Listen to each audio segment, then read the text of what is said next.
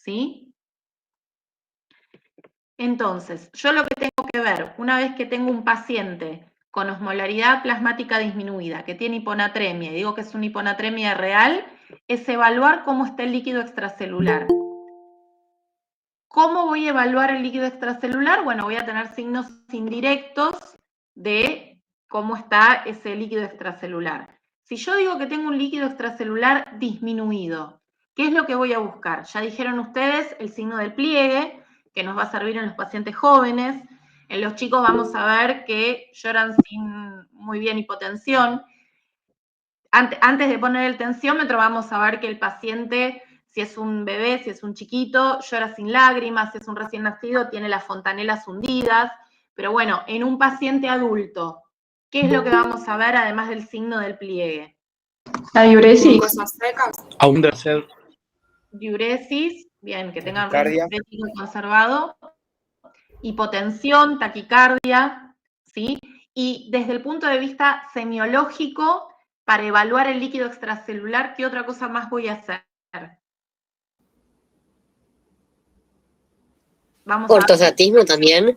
El ortostatismo nos puede dar una pauta, el relleno capilar perfecto, ¿sí? Y otra cosa más que es recontra fácil de hacer, le decís al paciente que abra la boca y ves cómo están las mucosas y cómo está la lengua, si la lengua está seca, si las mucosas no están húmedas y brillantes, eso también es una pauta de que el paciente tiene un líquido extracelular disminuido. Esto es bastante fácil de hacer en los pacientes ancianos, ¿sí? Entonces, si el paciente no tiene edemas, si tiene la mucosa que no está húmeda, si tiene la lengua seca, si tiene hipotensión, en el caso de hipotensión es como más avanzado la disminución del extracelular. Si tiene signos de pliegue positivo, si llora sin lágrimas en los chicos, si el ritmo diurético está disminuido, bueno, ese paciente tiene un líquido extracelular disminuido y la hiponatremia que tiene es una hiponatremia a LEC disminuido, ¿sí? ¿Qué casos de hiponatremia con LEC disminuido conocen?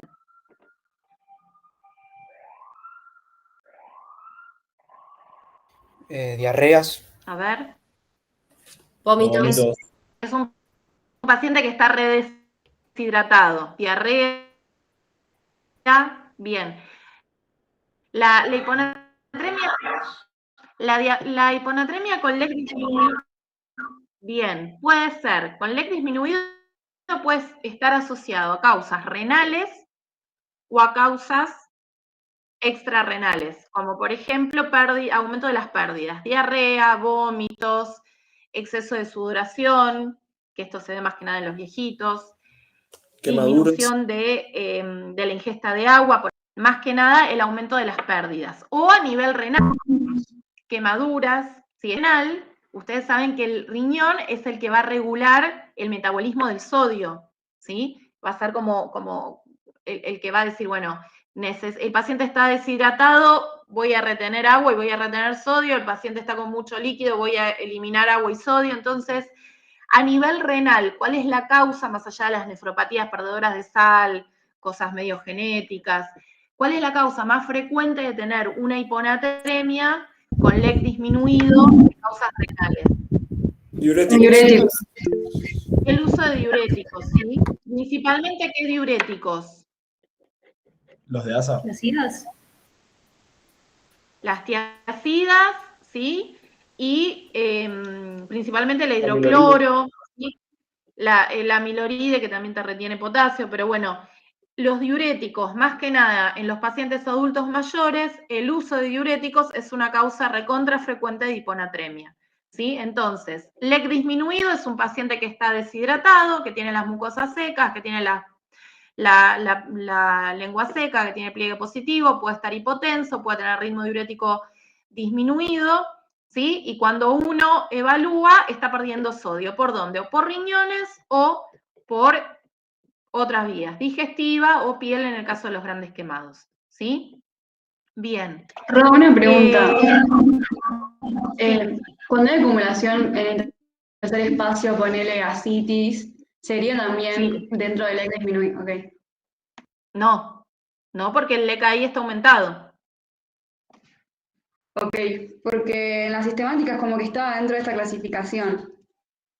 Sí, porque lo ponen en las sistemáticas, está como que el paciente tiene un intravascular disminuido secundario a la ascitis, como por ejemplo un síndrome ascítico hematoso, pero que no tenga edemas.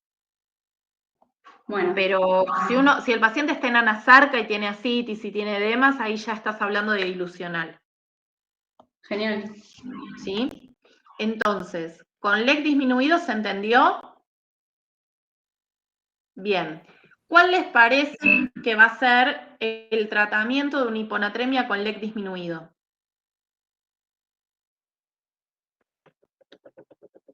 ¿El sodio corporal cómo va a estar? ¿Solución salina puede ser? Bien, vamos a tener que reponerle agua y vamos a tener que reponerle sodio, ¿sí? Ahora, después vamos a ver cómo se repone. Pero bueno, el paciente que tiene un LEC disminuido, que está deshidratado, porque tiene un aumento principalmente de lo que son un aumento de pérdidas, va a necesitar una reposición de agua y de sodio, ¿sí? Supónganse que ustedes evalúan al paciente y ven que tiene ascitis, tiene edemas, tiene ingurgitación yugular, puede estar normotenso o hipertenso, pero tiene edemas con Godet, tiene las yugulares, tiene reflujo hepatoyugular, le hacen sacar la lengua, tiene la lengua húmeda, las mucosas también. El líquido extracelular ahí, ¿cómo va a estar? Aumentado.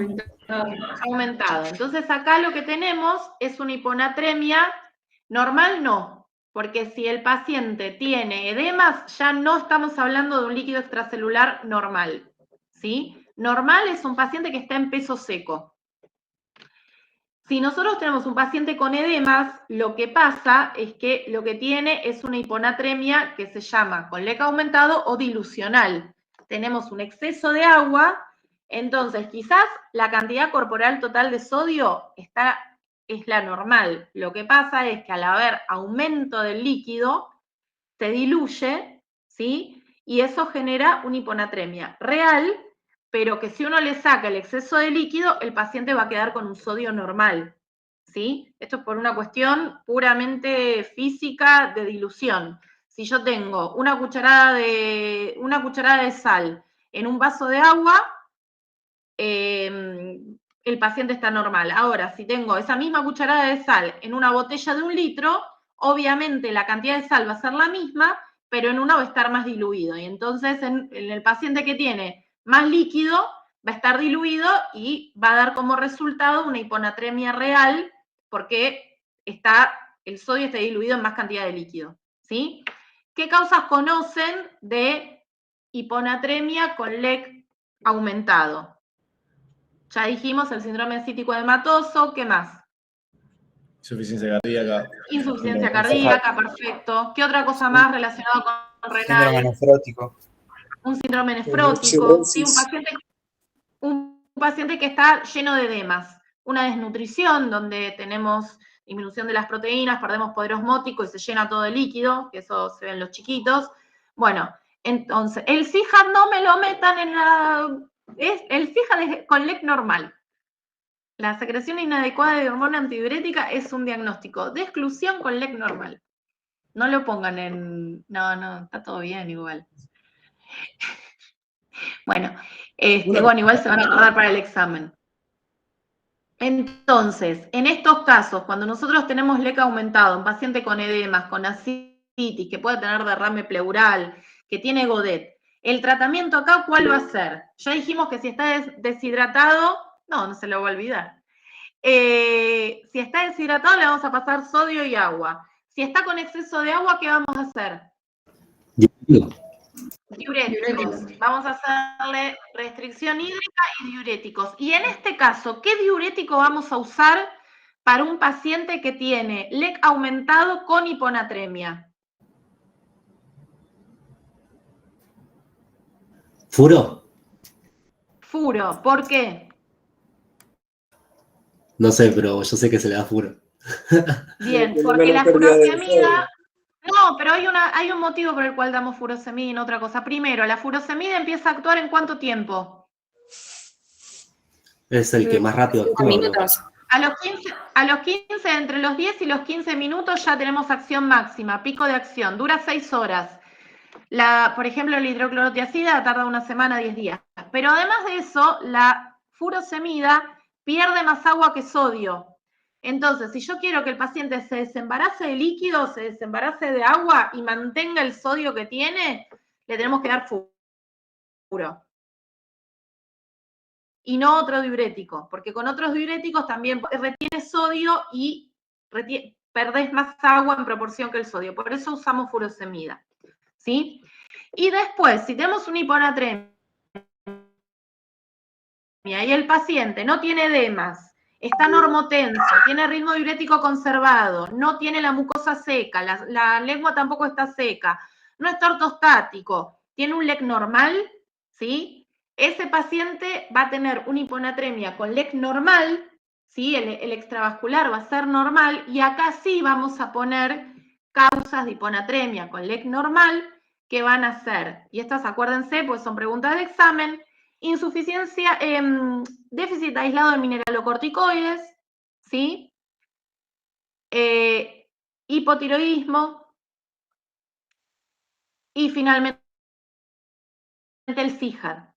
Entonces, cuando nosotros tenemos una hiponatremia con LEC normal, sin edemas ni deshidratación, a ese paciente primero, antes de decir que tiene un CIJAD, tengo que pedirle un cortisol, tengo que pedirle un perfil tiroideo, y si eso viene normal, decimos que el paciente tiene un CIJAD o que eventualmente va a tener un CIJAD. El síndrome de secreción inadecuada de hormona antidiurética es un diagnóstico de exclusión, una vez que descarté las otras causas, ¿sí? Muchas veces está asociado con, bueno, obviamente la producción inadecuada de hormona antidiurética, que tiene que ver con procesos neoplásicos. Muchas veces cuando nosotros hablamos de CIJAD tenemos que pensar que no haya una neoplasia oculta asociada, porque se considera que en gran parte de los casos es un síndrome paraneoplásico. Y dentro de lo que son los síndromes paraneoplásicos, el más importante es el cáncer de pulmón, ¿sí? Otras causas de CIJAD, las infecciones, principalmente las pulmonares, una neumonía, por ejemplo, ¿sí? Y en estos casos, los pacientes tienen líquido extracelular normal, acá el tratamiento va a ser, no está muy bien aclarada la fisiopatología, pero cuando vos tenés un CIJAD, lo que tenés que hacer es restringir el líquido, la ingesta de líquido. ¿A cuánto? Hay cuentitas que nadie se las va a preguntar, que en base a la hiponatremia que tiene el paciente, el peso corporal, bueno, se ve cuánto se restringe de líquido por día, ¿sí? Y eso lo que genera, la restricción hídrica, es regular la secreción de hormona antidiurética como para que el paciente vuelva a tener un valor normal de sodio. En el caso del déficit aislado de mineralocorticoides o un trastorno tiroideo, primero vamos a tener que tratar el trastorno tiroideo o el déficit de corticoides, y tratando la enfermedad de base, el paciente normaliza los valores de sodio, ¿sí? Que esto en los hipotiroideos, en los viejitos hipotiroideos, es recontra frecuente. Siempre que tengan hiponatremia LEC normal, descarten hipotiroidismo, ¿sí? Entonces, ¿esto quedó claro? ¿Los 3 tipos distintos de hiponatremia? Una pregunta, Ro. Sí. Dos, en realidad. Dentro de la que sería con LEC normal, Sí. yo tengo como otras causas también, potomanía, polidipsia, Tian Toast. ¿Esas qué onda? ¿Qué eran Sí. las que eran con osmolaridad urinaria baja? Claro, y esa generalmente vos lo que tenés que hacer es decirle al paciente que no tome más líquido y eventualmente tratar la causa de base. La potomanía, estamos hablando de pacientes que toman más de 20 litros de líquido por día y generalmente están asociados a trastornos psiquiátricos. Perfecto. ¿Sí? Pero en ese caso lo que tenés que hacer es tratar siempre la enfermedad de base. Van a ver que lo que es LEC normal, el tratamiento de la enfermedad de base es lo que va a normalizar el valor del sodio. ¿Sí? Perfecto. Y en las que son con, o sea, con aumento del LEC, tipo, creo que están las sistemáticas que cuando es con sodio en orina mayor a 30, como que la causa que ponen es falla renal. Sí. ¿Falla Sí. renal sería enfermedad renal crónica o no? Falla renal es patología renal crónica con un clearance menor de 10. Perfecto. Porque el riñón es el que regula el valor de sodio, pero la hiponatremia asociada a insuficiencia renal se da cuando el riñón ya está tronadísimo. ¿Sí? Estamos hablando de insuficiencia renal terminal, un clearance 15-10. ¿Sí? Es paciente que ya por la hiponatremia tiene criterios de diálisis, ya por el deterioro de la función renal. Es el paciente con insuficiencia renal terminal que va a necesitar diálisis, y bueno, si tenés una insuficiencia renal aguda y no responde, también va a necesitar diálisis si no responde al tratamiento.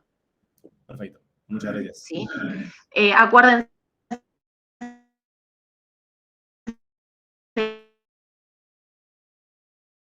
eso, que y generalmente se habla de un clearance entre 10 y 15.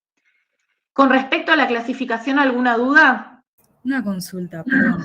En Sí. el caso de la hiponatremia con el líquido extracelular disminuido, si la cirrosis Sí. está descompensada, ¿se le da furosemida Sí. igual?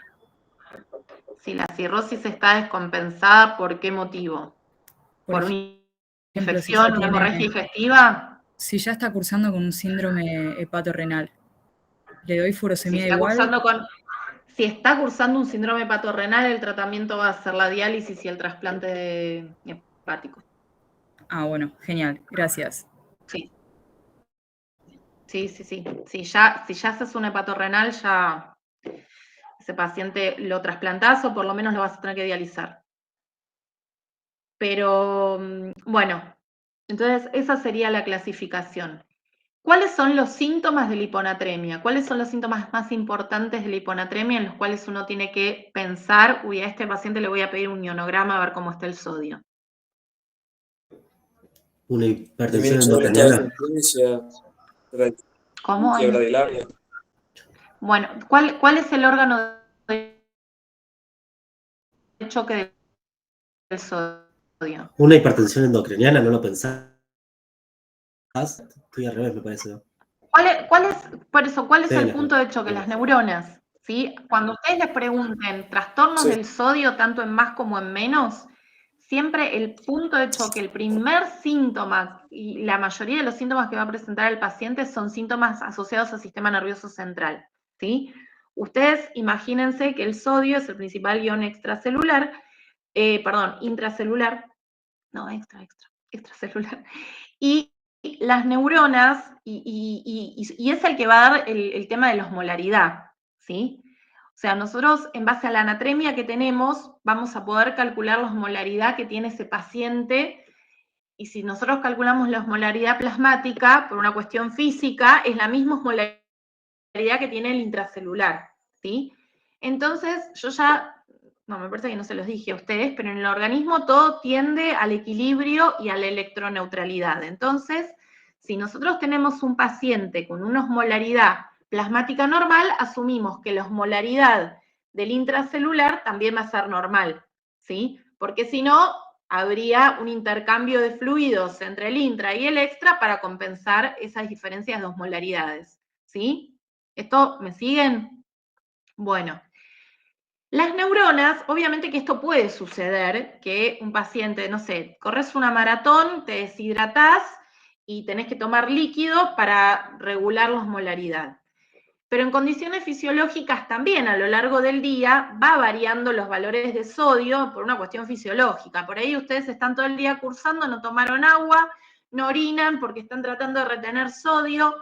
Hay toda una cuestión de regulación en donde también los valores de sodio van a tener mínimas variaciones, pero van a existir.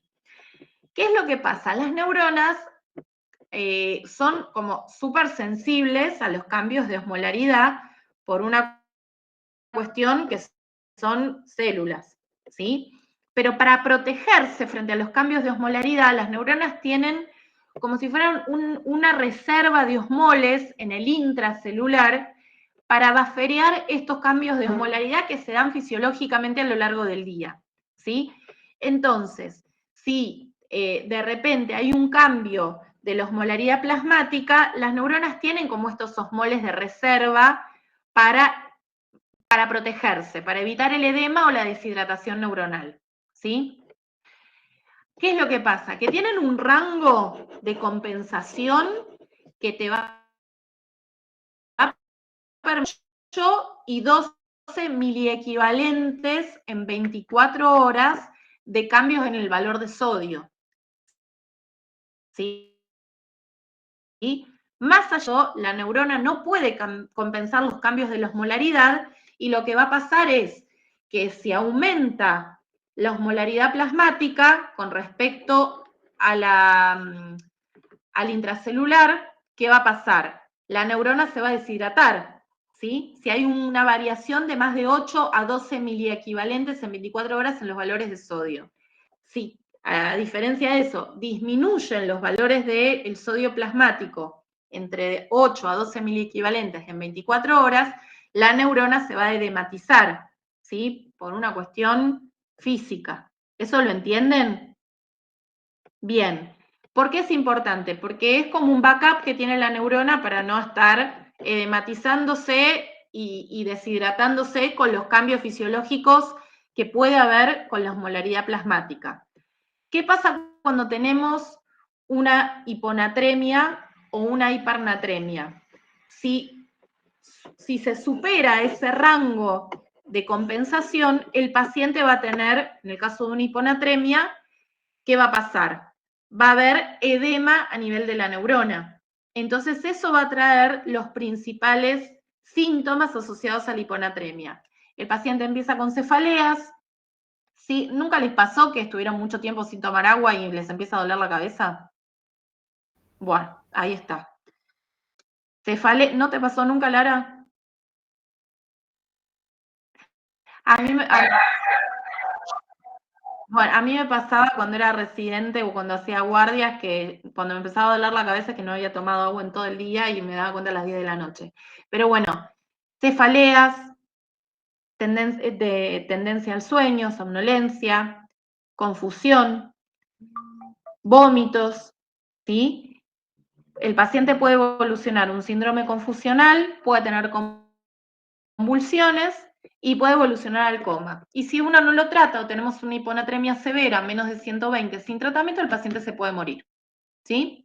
Entonces, ¿cuáles son los síntomas de la hiponatremia? Todo lo que tiene que ver con el edema cerebral, ¿sí? Edema cerebral generalizado, ¿sí?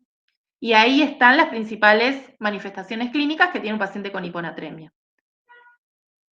¿Qué pasa? Cuando yo tengo que reponer la hiponatremia, cuando al paciente le tengo que volver a los valores normales o tengo que subir por encima de 120, este mecanismo que tienen las neuronas para poder equilibrar unos cambios entre 8 a 12 miliequivalentes en 24 horas, lo tengo que tener en cuenta para evitar reponer el sodio muy rápido, que el paciente la neurona no pueda compensar ese cambio, ¿sí? Y se genere daño neuronal irreversible.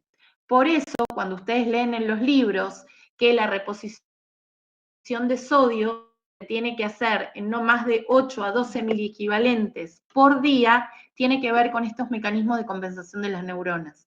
Si yo llego a hacer más rápida la corrección, ¿qué puede pasar? Era de la pontina central. Una mielinolisis pontina, que es un cuadro irreversible, donde tenemos un daño neuronal irreversible de las neuronas de la protuberancia del tronco encefálico, y ese paciente tiene una mortalidad altísima. ¿Por qué es importante? Porque yo le repuse el sodio mucho más rápido de lo que el paciente, las neuronas pueden llegar a adaptarse a los cambios, ¿sí? Y ese paciente con una mielinolisis pontina tiene una mortalidad altísima y es un paciente que dejamos plantita. Por eso es importantísimo que uno, cuando va a reponer sodio, y acá vamos un poco a lo que es el tratamiento, el monitoreo de la reposición de sodio va a tener que hacer cada 2 horas, o sea, yo le voy a tener que sacar al paciente sangre cada 2 horas para ir documentando cómo va el sodio.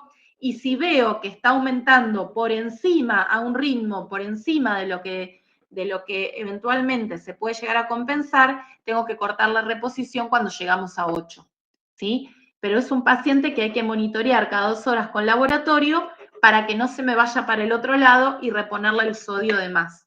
Hay formulitas, hay maneras de reponer, que eso seguro se lo dieron, pero bueno, la reposición es con cloruro de sodio, hipertónico, 5 ampollitas en 500 mililitros de solución fisiológica, eso va pasando un goteo que tiene que ver con el peso del paciente, y cada 2 horas voy sacándole sangre y veo si va corrigiendo o no, ¿sí? Lo importante acá, como concepto, porque algunos de ustedes el año que viene o el otro van a empezar a hacer alguna guardia como practicante, el sodio se repone con cuidado, monitoreando y no cambios más de 8 a 12 miliequivalentes, pues si no se van a mandar una cagada y se van a quedar sin pacientes. Nosotros hemos visto en la sala de clínicas pacientes que han tenido cuadros de mielindolisis pontina porque nadie los controló. Generalmente pacientes que por ahí quedan en la guardia, con el fisio colgando, y es fundamental tener ese concepto. No importa, acá ahora no importa cómo es la cuentita para reponer el sodio, lo importante es que ustedes tengan la pauta de alarma que más de 8 a 12 miliequivalentes en 24 horas está mal, no se hace, y se quedan sin paciente, ¿sí? Bien. ¿Te puedo hacer una consulta? Sí. En sistemática es como que divide el tratamiento en una persona sintomática y una asintomática. Como que la sintomática vos le das esta solución hipertónica y en la asintomática está el tratamiento que íbamos charlando. Si el leque está disminuido, repongo el sodio del agua. Si está aumentado, hago restricción hídrica y diuréticos, pero la solución hipertónica es únicamente en el cuadro agudo y sintomático. En el cuadro agudo, grave, con menos de 120, independientemente de la causa. Por ejemplo, un paciente que haya tenido convulsiones, deterioro del sensorio. Y si no,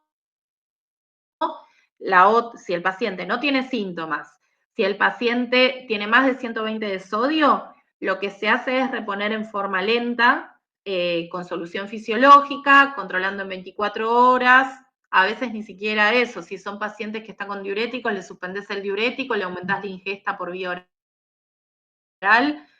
Viejitos que tienen 126, 127, si están asintomáticos, lo manejas así. El concepto que tienen que tener es que en el sintomático, donde la reposición con hipertónico es lo que está indicado, o cuando tienen menos de 120, ese cambio no tiene que ser más de ese rango de miliequivalentes. Perfecto, gracias. ¿Sí? Y con respecto a la hipernatremia, tengan en cuenta que para que un paciente haga hipernatremia, un sodio más de 145, lo que se perdió ahí es totalmente la homeostasis, porque un paciente con hipernatremia, ¿qué es lo que tiene? Sí, clínicamente, si uno tiene hipernatremia, ¿qué es lo que va a tener? Sed, tal cual, poca agua también, pero más que nada sed. O sea, el paciente con hipernatremia el paciente que tiene hipernatremia, el que corrió la maratón y se deshidrató, y tiene una hipernatremia porque perdió sodio, porque perdió mucha agua en la transpiración, por ejemplo, va a tener sed, ¿sí? O el paciente que se comió 100 gramos de jamón crudo en un sanguchito y va a tener un aumento de la ingesta de sodio, va a tener sed, ¿sí? Porque es una manera de regular el medio interno. ¿Qué paciente va a hacer una hiponatremia? El que tiene alterado el mecanismo de la sed, ¿sí? O sea, son pacientes que están clínicamente, no son pacientes sanos, ¿sí? Porque para tener alterado el mecanismo de la sed, generalmente estamos hablando de algún daño neurológico. Por ejemplo, paciente añoso con deterioro cognitivo crónico en estadio terminal, donde ya no hay ningún registro de lo que son las necesidades vitales. Por ejemplo, un paciente con un deterioro cognitivo severo. Paciente con enfermedad neurológica, un ACV extenso, un paciente con alguna enfermedad neurodegenerativa, pacientes que están intubados, sedados, en coma, donde no hay un registro del mecanismo de la sed, los pacientes chiquititos, los bebés, que por ahí vieron que es como recontra frecuente que se deshidraten en épocas de calor cuando les agarra diarrea, vómitos y todo eso. Entonces hay que tener una alteración, no va a ser una hipernatremia el que quiere, sino el que puede. Hay que tener una predisposición como para no tener un registro del mecanismo de la sed. Acá lo que pasa es que hay un exceso o del aporte de sodio o una disminución de la ingesta hídrica. Acuérdense siempre de los dos extremos de la vida, enfermedades neurológicas, y acá las manifestaciones clínicas también van a ser en el sistema nervioso central, la neurona como punto de choque del sodio, y acá la neurona va a estar deshidratada. Entonces, pero la clínica va a ser síndrome confusional, paciente en coma, ¿sí? La hipernatremia, el tratamiento va a tener que ver con un aumento del aporte de agua libre, ¿sí? Y el aporte de agua libre se va a tener que realizar por vía oral, porque no se puede aportar agua libre generalmente por otra vía, ¿sí? El agua libre es el agua que no tiene electrolitos asociados. ¿Y saben dónde nosotros conseguimos agua libre? De la canilla, pues. El agua de la canilla, del aire. Esa es agua destilada, me parece. La dextrosa sí, pero la dextrosa pasa enseguida al intracelular, entonces no es lo ideal. En el caso de un paciente con hipernatremia, lo que hay que hacer es aportarle agua libre, y entonces lo que hacemos es ponerle una sondita nasogástrica y aportarle el agua libre, que es el agua de la canilla. También se hace la cuentita de cuánto hay que aportar. Y también con el cuidado de no disminuir el sodio entre 8 y 12 miliequivalentes en 24 horas. El paciente no tiene la posibilidad de ponerse una sonda nasogástrica ¿por qué le digo una sonda nasogástrica? Pues son pacientes que tienen generalmente trastornos neurológicos, no le voy a poder dar el vasito de agua. Pero si el paciente no se le puede poner una sonda porque es dificultoso, porque es muy invasivo, bueno, ahí se usa la dextrosa, teniendo en cuenta que la dextrosa no tiene mucho aporte de líquido, porque en menos de 3 horas ya la tenemos toda en el intracelular, porque la glucosa ya se mete agua adentro de las células, no queda en el extra, ¿sí? Pero bueno, la hipernatremia tiene una mortalidad altísima, más que nada no solo asociado a la hipernatremia, sino a la enfermedad de base que la generó, y el tratamiento es reposición de agua libre. Nunca digan agua destilada, que es el agua de los radiadores, o el agua del aire acondicionado, porque el agua destilada, que el agua destilada es hipotónica, ¿sí? Con respecto a la solución fisiológica, es hipotónica. Entonces yo me acuerdo que una vez un residente nuestro nos dijo, bueno, tenemos un paciente con hipernatremia, pasémosle endovenoso agua destilada, que hay sachet de agua destilada. ¿Por qué se les ocurre que está muy mal y no hay que pasarle agua destilada a nadie que tenga hipernatremia? Tal cual, hemólisis, ¿sí? Por el shock osmótico que genera, revientan los glóbulos rojos, hace una hemólisis de tipo osmótica. Así que nunca jamás se les ocurra pasarle agua destilada a nadie por vía endovenosa, ¿sí? Eventualmente la usamos para nebulizar, o para hacer alguna limpieza de alguna herida, pero nada más. Puede ser que, perdón, puede ser que en el libro aparezca que primero le tenés que dar solución salina isotónica y después te dice que le tenés que dar hipotónica. Le podés dar, sí, pero no le podés dar con dextrosa, no con el agua destilada. Ok. ¿Sí? Eso sería con respecto al sodio. ¿Alguna duda con respecto al sodio? ¿Se entendió? Sí, se entendió perfecto. Sí, Bien. bastante. Hablamos 2 segunditos de potasio, que eso también es, el potasio es el otro ion que hay que saberlo, ¿sí? El potasio es el ion intracelular. Entonces, cualquier alteración en el potasio, la clínica, ¿con qué va a tener que ver? Porque el sodio tiene que ver con el sistema nervioso. El potasio, la clínica, ¿dónde va a ser el órgano de choque? Muscular y Todo músculo, cardíaco, liso, esquelético. En realidad es la parte muscular, cardiovascular porque el tema del riesgo de vida, pero todo lo que es la parte muscular es lo que va a estar afectada cuando nosotros tenemos alguna alteración del potasio, ¿sí? Obviamente que dentro de los músculos, el más relevante para lo que es la sobrevida del paciente va a ser el músculo cardíaco, ¿sí? Entonces, nosotros podemos tener valores de potasio aumentados o disminuidos. ¿Cuáles son los valores normales de potasio? 4,5. De 3,5 a 4,5, esos son valores normales de potasio en condiciones fisiológicas. En un paciente que está recibiendo ARA2 o IECA, que va a tener un efecto a nivel renal y que va a retener potasio, tengan en cuenta que ese límite de 4,5 lo llevamos a un 5,5, 5, ¿sí? En un tratamiento crónico podemos tener esos valores, lo mismo que un paciente con insuficiencia renal crónica, en donde el riñón no actúa reteniendo el potasio, donde no actúa eliminando potasio, entonces vamos a tener tendencia a la hipercalemia, entonces los pacientes reacomodan su homeostasis para tener valores más altos, y eso generalmente no les trae ningún trastorno, ¿sí? Porque se instaura en forma crónica. Ahora bien, causas de hiponatremia, ¿cuáles conocen? De hipocalemia, perdón. Pérdida gastrointestinal. Bien, náuseas, vómitos, diarrea, ¿qué más? Si no Aumento del perdimos... tono adrenérgico, ¿puede ser? Sí, ¿O aumento de la insulina? tenemos dos, sí, los diuréticos y las pérdidas renales, ¿sí? Por ahí hay algunos medicamentos, algunas nefropatías que te generan pérdidas tubulares de potasio, entonces el paciente tiene hiponatremia. Y cuadros de Hipocalemia, hiperaldosteronismo, ¿no? También, sí, también. Entonces, ¿qué clínica? Una contracción de volumen, disculpe. Una contracción de volumen donde se estimule mucho el SRA podría activar una hipocalemia.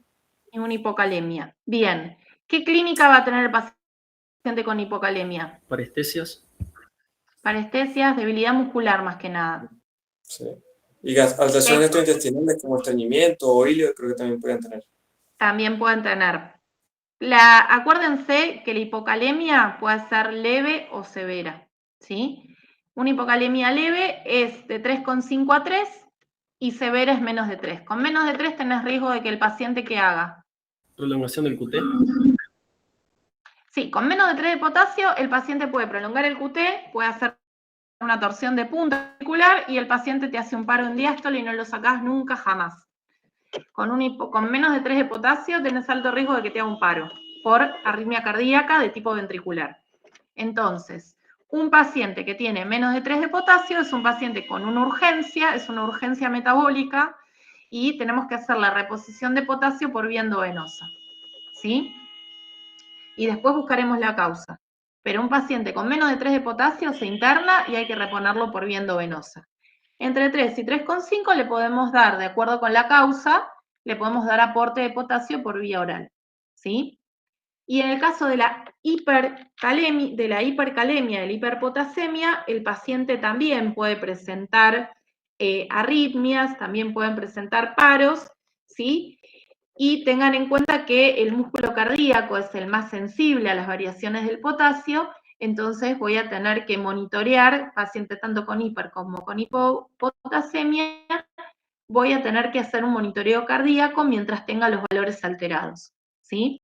Aumento de los valores de potasio, insuficiencia renal, que no puede ser aguda, o la crónica en el paciente que no responde que está mal dializado, por ejemplo, o algunos medicamentos como los IECA, los ARA2, los diuréticos, el amiloride, la espironolactona, ¿sí? Que se usan bastante para el manejo de la hipertensión, de la insuficiencia cardíaca. Bueno, retiene potasio y el paciente puede hacer valores críticos de hipercalemia, incluso si tiene más de 7 de potasio, le voy a tener que pasar, también es un paciente que se interna, con más de 6,5 ya lo interno, y hay que hacer monitoreo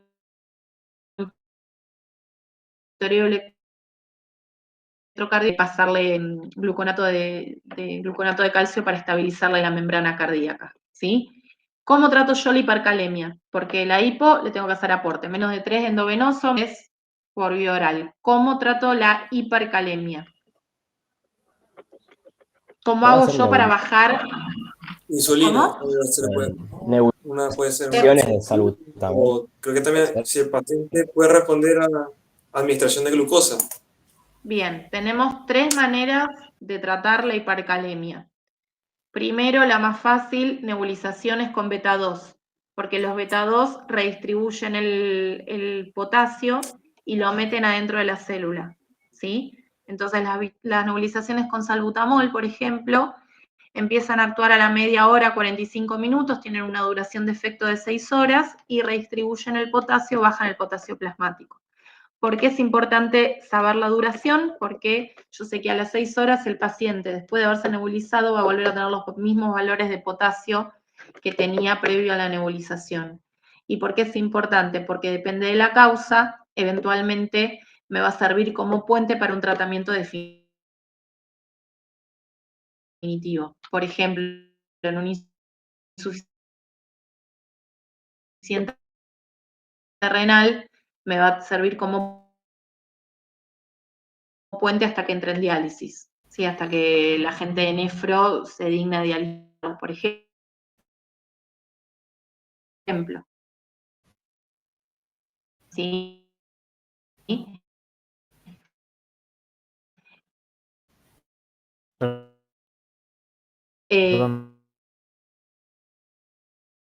Que es administrarle al paciente una dosis de insulina en goteo en dextrosa, ¿sí? Uno generalmente lo hace con dextrosa para evitar la hipoglucemia, pero también está descrito aplicar insulina solamente. Lo que pasa es que si el paciente no es diabético, vas a tener una hipoglucemia madre, entonces siempre hay que ponerlo en dextrosa, ¿sí? Entonces, al pasar la insulina con la dextrosa evitamos la hipoglucemia, pero al meter la insulina, el potasio al intracelular, también lo redistribuye y logramos que los niveles en sangre se mantengan bajitos. La duración de esto también, 6 a 8 horas, ¿sí? Monitoreando siempre con hemoglucotest la glucemia del paciente para que no haya hipoglucemia ni hiperglucemia, porque le estoy dando dextrosa. Y esto también es un puente, o sea, se va a usar en los pacientes, por ejemplo, que dializan y que tienen hipercalemia y que van a tener que dializar en las próximas 24 horas, o aquel paciente que estaba con IECA, con ARA2, con espironolactona, le suspendo la medicación y lo tengo internado hasta que el potasio se normalice, pero mientras tanto le voy a estar pasando la polarizante en las nebulizaciones, ¿sí? Ustedes acuérdense que el paciente insuficiente renal crónico que está en diálisis va a tener una tendencia a la hipercalemia, a tener el potasio alto. Entonces, el tratamiento definitivo de la hipercalemia en este caso sería la diálisis y en algunos casos no es suficiente y hay que darle algo para que el paciente pierda potasio. El potasio no se pierde por riñón, sino que generalmente las pérdidas son a nivel del tubo digestivo. Entonces, lo que se le da al paciente que tiene una hipercalemia o una tendencia crónica a la hipercalemia es una medicación para que aumente la eliminación de potasio por tubo digestivo, y esas son las resinas de intercambio o Kayexalate o control K, ¿sí? Que es medicación que lo que hace es retener el potasio en la luz intestinal. Por una cuestión osmótica, el potasio va hacia la luz intestinal y se elimina, ¿sí? Sería un mecanismo muy parecido a la diarrea que te genera la pérdida de potasio. Bueno, esto a los pacientes les genera pérdidas de potasio por tubo digestivo y es una manera o es un tratamiento coadyuvante a la diálisis en los pacientes renales que tienen mal manejo del potasio pese a estar dializando, ¿sí? No le vamos a dar esto a un paciente que está con espironolactona, por ejemplo. Perdón, Ro, ¿podrías repetir el nombre de este último que dijiste? Sí, se llaman resinas de intercambio iónico y las marcas son el Control K o Kayexalate, que están en los libros, por eso se los nombro. Entonces es 2 pastillas por día, 3 pastillas por día, bastante artesanal en base a que el paciente mantenga un potasio normal. ¿Cómo se monitorea un paciente con hipo o hipercalemia? Con electro, ¿sí? Idealmente, con un monitor, tendrían que estar en terapia intensiva. Nosotros en el hospital no los pasamos a terapia por esto, porque no hay camas en terapia. Entonces lo que hacemos es ponerle el monitor o hacerle electrocardiogramas seriados. ¿Cuáles son los signos electrocardiográficos de la hipocalemia? De tener potasio bajito. Onda Puede U. ser, sí, aplanamiento de la onda T. Prolongación del QT largo y el aplanamiento de la onda T u ondas T negativas, ¿sí? Que eso es lo más característico. Ya cuando tenés el QT prolongado estás hablando de, estamos al horno, pero una onda T negativa o un aplanamiento de la onda T ya te está hablando que ese paciente tiene cambios electrocardiográficos. Y de la hipercalemia, ¿qué es lo característico? Las ondas T Al picudas, puede ser. principio. La onda T picuda. Muy bien, bien, chicos. Bueno, entonces, a los pacientes que tienen tanto hiper como hipocalemia hay que hacerles electros seriados hasta que normalicen, porque hay que detectar eventualmente ritmos proarritmogénicos que eventualmente son los que te matan al paciente. Los pacientes con hipocalemia se mueren sin tratamiento porque te hacen arritmias y cuando hacen el paro, como hacen el paro en diástole, por más allá de que uno le haga el RCP, es como una bolsa lo que queda y no hay manera de sacarlos. Así que bueno, esto también es algo para tener en cuenta el día de mañana cuando ustedes estén de guardia, que empiecen a hacer guardias o que empiecen a ir a alguna guardia para ver cómo es el manejo, tengan en cuenta que el potasio alto y bajo son también de cuidado porque el paciente se puede morir de una arritmia, ¿sí? Con el sodio se te mueren por deterioro del sensorio, por coma, por convulsiones, y con el potasio se te mueren de causas cardiovasculares, ¿sí? Esto yo lo voy a Dos ver palabras de magnesio. en todas las derivaciones. ¿Qué? Sí, eso es lo característico. Los cambios electrocardiográficos son en todas las derivaciones y eso es lo que te va a hacer la diferencia, por ejemplo, con una T aplanada de un paciente que tiene isquemia. Ok. ¿Sí? Pero es característico de todas las derivaciones. Otra cosa más, con respecto a magnesio va de la mano del potasio. Las causas por las cuales se pierde magnesio son las mismas por las que se pierde potasio y la hipomagnesemia es un motivo por el cual un paciente con hipocalemia, con potasio bajo, no resuelve. Entonces, siempre que reponemos potasio hay que ver los valores de magnesio y ver si no hay que reponer magnesio también. Y el otro ion que no se tienen que olvidar es el calcio. Chicos, por favor. El calcio también tiene efectos sobre el sistema nervioso central y sobre la parte muscular. Tanto la hiper como la hipocalcemia pueden cursar con deterioro del estado de conciencia y con trastornos musculares, ¿sí? La hipocalcemia te puede dar debilidad muscular y tetania, ¿sí? Entonces, si ustedes ven un paciente que tiene debilidad muscular, que está con deterioro del sensorio, además del iono clásico sodio-potasio, tienen que pedirle calcio, ¿sí? ¿Y qué más? ¿Alguna duda de esto? ¿Más o menos se entiende? ¿Sí? Y después dos palabritas con respecto a estado ácido-base. El estado ácido-base, acuérdense que nosotros lo que evaluamos con el estado ácido-base es el pH del organismo, ¿sí? Que pequeños cambios en el pH van a implicar grandes cambios en lo que es el medio interno y que cuando nosotros tenemos, ya sea que el paciente esté con una acidemia o alcalemia, todo lo que es si ustedes se acuerdan del pK de las enzimas, que era el pH adecuado por el cual las enzimas de la célula funcionan en forma adecuada, bueno, si nosotros tenemos una alcalemia o una acidemia, que está fuera del rango fisiológico, que es un pH entre 740, 745, ¿sí? Lo que va a pasar es que las enzimas van a dejar de funcionar. Y llega un punto, y además se va a alterar la cadena transportadora de electrones, que también tiene que ver con la respiración celular. No con la respiración de estoy respirando, sino con la producción de ATP, ¿sí? Y el metabolismo interno de la célula. Llega un punto donde las células entran, si tenemos los pHs muy en los extremos, donde las células entran en metabolismos de anaerobiosis con producción de ácido láctico y se pierde y llega un punto que es el punto de no retorno, donde uno evalúa un estado ácido-base, ver cómo está el pH y eventualmente tipificar qué tipo de trastorno tiene en base a los valores que nosotros vamos a evaluar. Entonces, el pH es un logaritmo y tiene que ver con la concentración de hidrogeniones, ¿sí?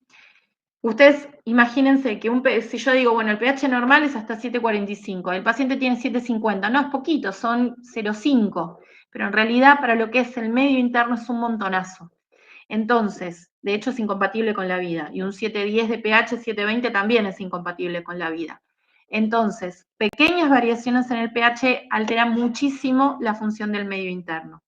¿De qué va a depender el pH? Nosotros para saber cuál es el pH de un paciente, o cuál es el medio interno de un paciente, nosotros vamos a pedirle lo que se llama estado ácido-base, y siempre tenemos, para evaluar bien el estado ácido-base, tenemos que ir acompañándolo del ionograma, el sodio y del potasio. ¿Sí? También va a venir el cloro. Pero para que tengan una idea, lo que se llama estado ácido-base nos va a dar el pH, nos va a dar el valor de bicarbonato, el valor de PCO2, el valor de PO2 y lo que se llama exceso de base, ¿sí? Que el exceso de base es lo que falta de bicarbonato cuando hay algún trastorno donde el bicarbonato está tanto para arriba como para abajo, el exceso en más o en menos para tener un bicarbonato normal, ¿sí? ¿Qué pasa? El pH va a depender principalmente de qué cosas, de la PCO2 y del bicarbonato, ¿sí? Que haya un equilibrio entre la PCO2 y el bicarbonato va a hacer que el pH tenga un valor normal, ¿sí? Cuando nosotros tenemos, y acuérdense que siempre el bicarbonato va a depender de la función del riñón y la PCO2 va a depender de la función respiratoria.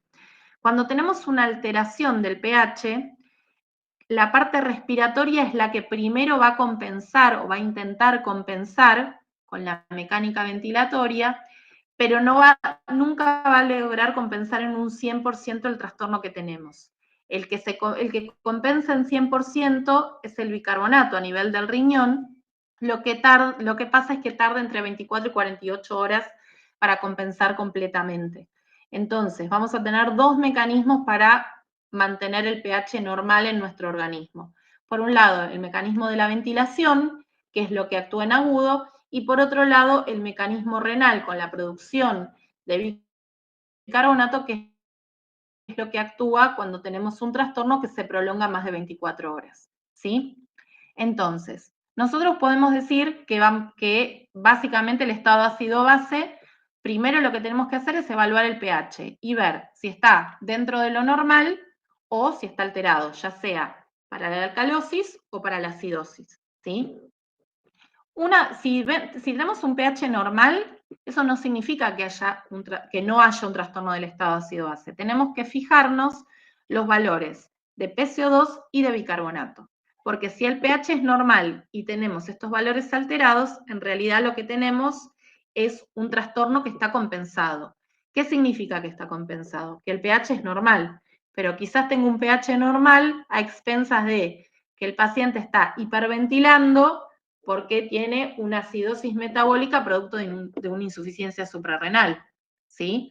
O que el paciente está hiperventilando porque tiene una neumonía, entonces va a tener también una acidosis metabólica producto de que la neumonía le genera una alcalosis respiratoria, entonces va a haber una acidosis metabólica compensando, ¿sí? ¿Esto lo entienden? Siempre que yo veo un estado ácido-base voy a tener que ver el pH para ver si está compensado o no, pero siempre voy a tener que ver el valor del bicarbonato y el valor de PCO2, ¿sí? ¿Qué causas? Nosotros podemos decir que la alcalosis o la acidosis pueden ser metabólicas o respiratorias, ¿sí? Causas de alcalosis respiratoria. En alcalosis respiratoria, ¿cómo va a estar la PCO2?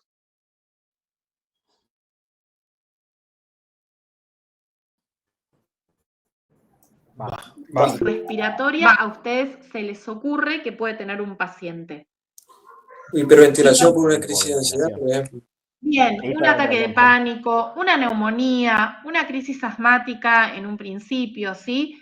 Todas causas que al paciente lo llevan a hiperventilar, ¿sí? Si esto se prolonga en el tiempo, porque en un principio el paciente cuando está hiperventilando, la PCO2 baja y el pH, ya dijimos que el riñón tarda en compensar 24 horas. Pero, por ejemplo, yo le saco gases arteriales, siempre el estado ácido-base tiene que ser arterial.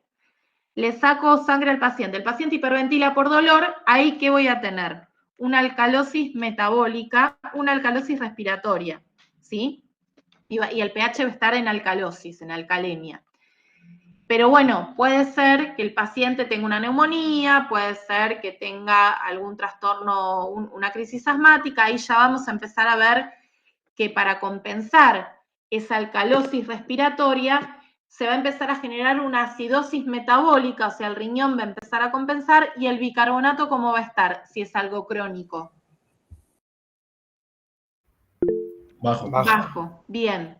Entonces, una de las principales diferencias entre un trastorno agudo y crónico va a tener que ver, si es algo respiratorio, una de las pautas que vamos a ver va a ser el valor del pH, pero también que esté o no compensando con un bicarbonato bajo. ¿Esto lo entienden?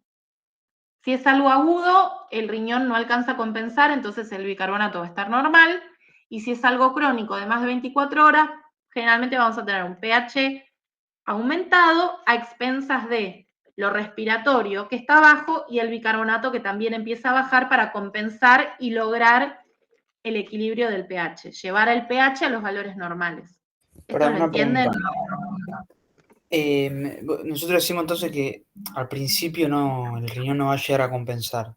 Ahí, entonces, Sí. digamos, el pH, ¿estaría alterado el pH ahí? Claro, ahí O tenés sea, alterado el clínica, pH porque todavía no tenés el mecanismo compensatorio del riñón. claro, o sea, la clínica aparecería en lo agudo y podría, digamos, mejorar la clínica en lo crónico. La clínica podría mejorar, llega un punto en que ya no compensa más y ahí lo tenés al paciente fregado. Hay que tratar de tratar la causa para evitar que esto se perpetúe en el tiempo, porque el paciente si no se te va a terminar agotando. Claro. ¿Sí? Siempre esto, que son cuentitas que uno va haciendo y va interpretando, es con el paciente enfrente. ¿Sí? Uno tiene que interpretar todas estas cosas que son números con el paciente enfrente. ¿Sí? Si nosotros tenemos aumento de la PCO2, por ejemplo, ¿qué causa se les ocurre que puede aumentar la PCO2 y darnos una acidosis respiratoria? ¿Depresión respiratoria?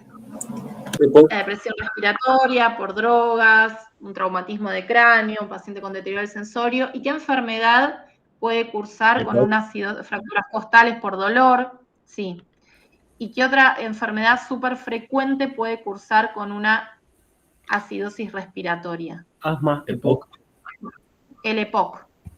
El EPOC porque retiene. El asma, cuando empieza a retener, estás al horno.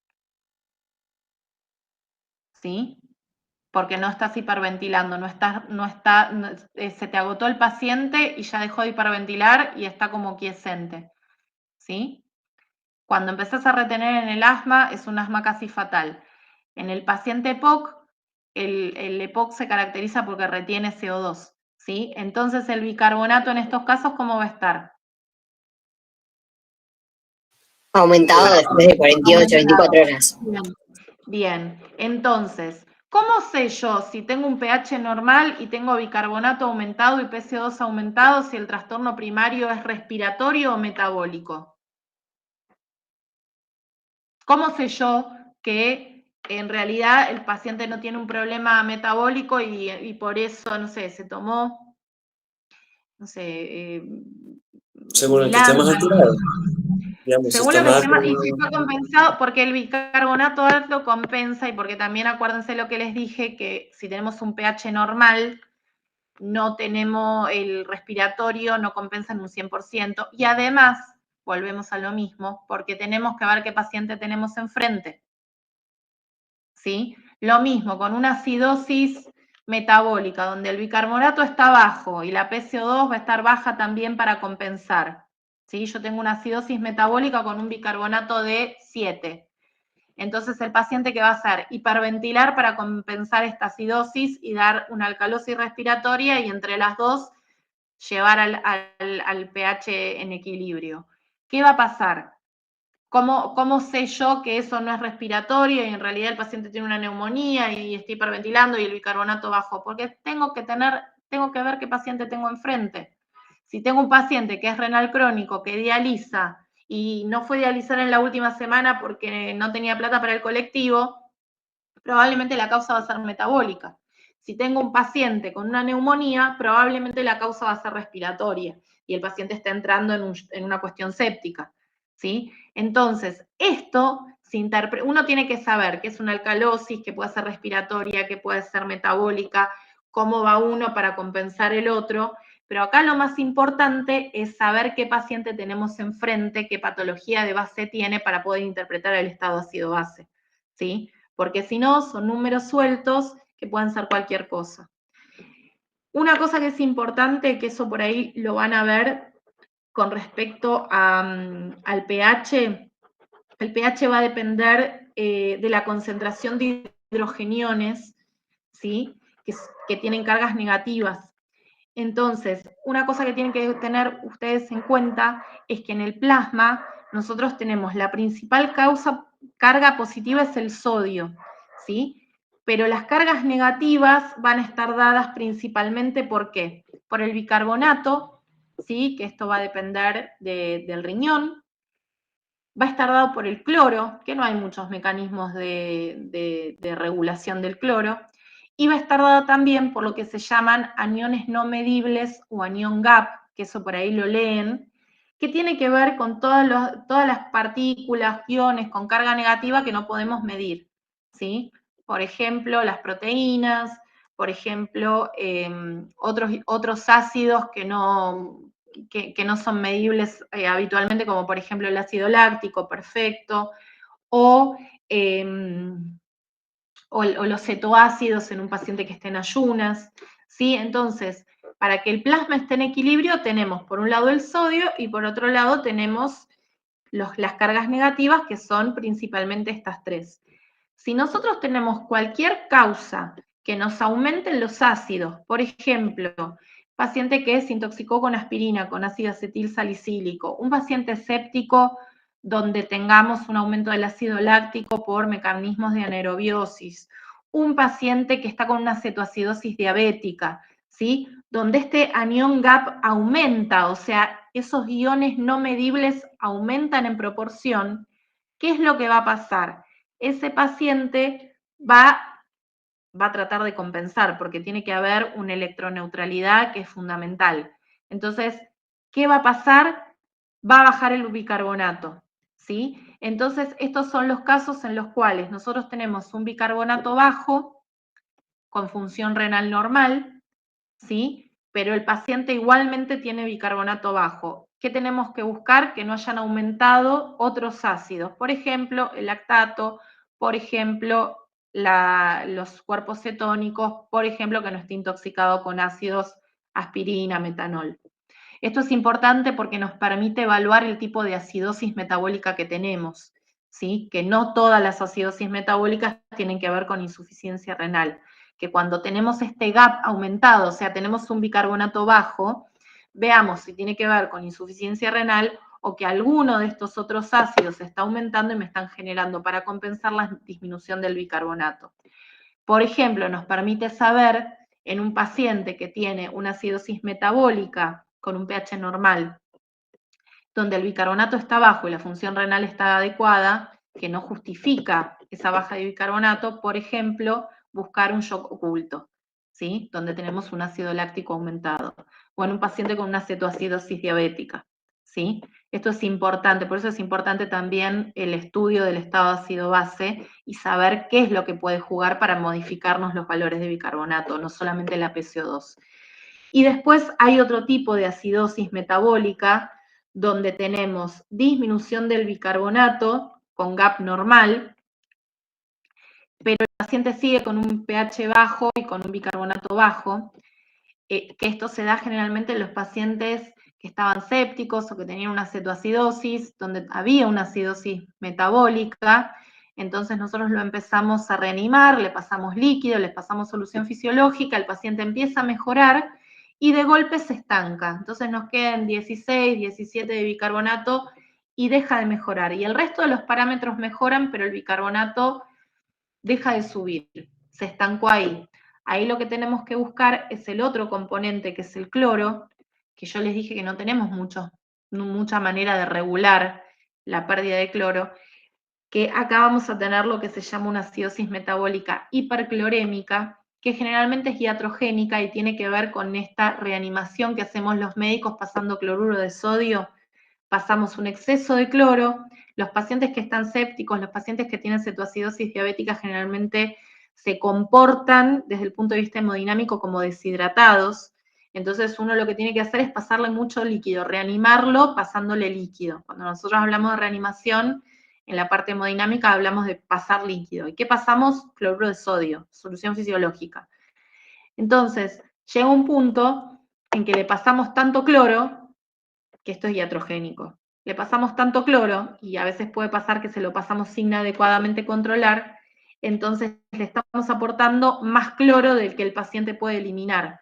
Entonces nosotros perpetuamos las acidosis, porque el único fusible que tenemos es el bicarbonato. Entonces, si los tres componentes de hidrogeniones eran el GAP, el cloro y el bicarbonato, y yo le estoy aumentando el aporte de cloro, lo único que puede hacer el organismo para mantener el equilibrio es bajar el bicarbonato. Entonces, en esos casos, cuando me quedo yo, estoy reanimando al paciente, viene bien y de repente se queda y deja de subir el bicarbonato, hagamos la cuentita de cuánto cloro tiene, pidámosle el dosaje de cloro, porque quizás somos nosotros los que le estamos perpetuando la acidosis y lo que hay que hacer es cambiar y reanimar con otra cosa, que no tenga tanto aporte de cloro. Y eso en 24 o 48 horas se va a eliminar normalmente el cloro y el bicarbonato va a volver a sus valores normales. Pero si nosotros esto no nos damos cuenta, vamos a seguir pasando fisiológico y vamos a generar y perpetuar nosotros mismos esa acidosis que tendría que salir. Esto nos pasa recontra frecuente con las cetoacidosis diabéticas. ¿Y qué se da?